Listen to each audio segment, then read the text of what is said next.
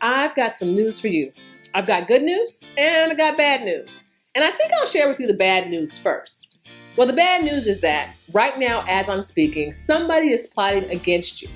Now, I'm not sure when you will actually see or realize the plan, but I guarantee you, someone is plotting against you and wants to do you harm. Now, you might think that sounds crazy, but the fact is, it is the truth. But there's good news, and the good news is that while I honestly can't tell you who's plotting against you, I can tell you exactly who's behind it and how you can counteract his evil schemes. So stay tuned.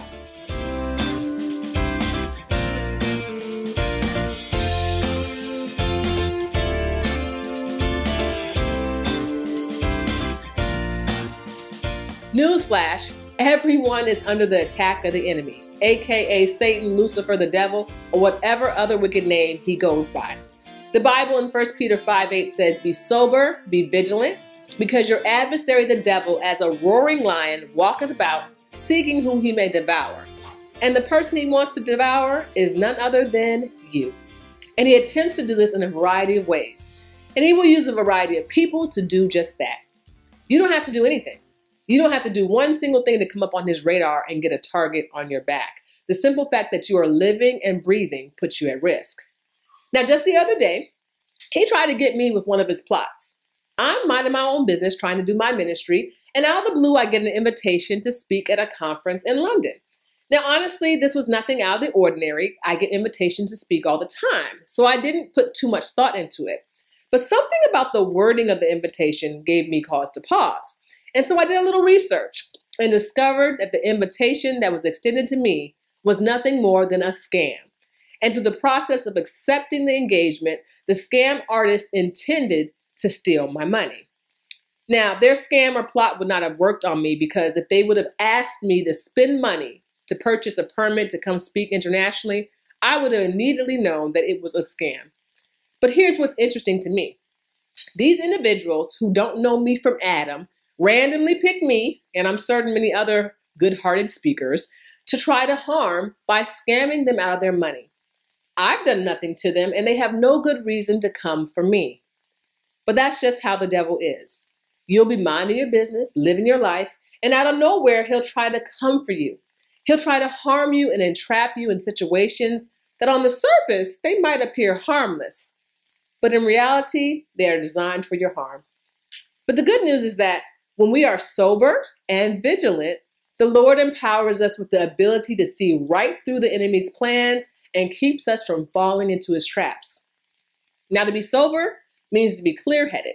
So in other words, don't get drunk on the foolishness of this world. And being vigilant means to keep careful watch for possible dangers or difficulties. So you got to keep your eyes on the streets. And that is how we must approach life at all times. When new relationships present themselves, be sober, be vigilant. When you're choosing your friend circle, be sober, be vigilant. When you're looking for an investment, be sober, be vigilant. When folks come to you with some he said, she said stuff, be sober, be vigilant. When you are approached with an opportunity that seems too good to be true, be sober, be vigilant. And when you get that email from a friend you haven't spoken to in years who happens to be traveling overseas and just got robbed and now needs you to wire them a significant amount of money, come on, y'all. Be sober, be vigilant. The point I'm trying to convey to you today is that the devil will present the okie doke to you in a variety of ways. And if you aren't sober and vigilant, his traps can cost you. And sometimes the cost is small, and sometimes the cost is big. So the best advice I can give you today is to stop and pause before you make any decision and ask for God's guidance and protection. He'll help you be sober and vigilant. And like me, the next time the devil tries to get you caught up in some foolishness, you can let him know, I'm not the one, the two, or the three. I heard Van say that one time. I thought it was funny, so I just threw that in there. But anyways, let me know what you think about today's message. We've got to be sober and vigilant. And how has the devil tried to get you, and how have you warded off his attacks? Let us know by leaving a comment below.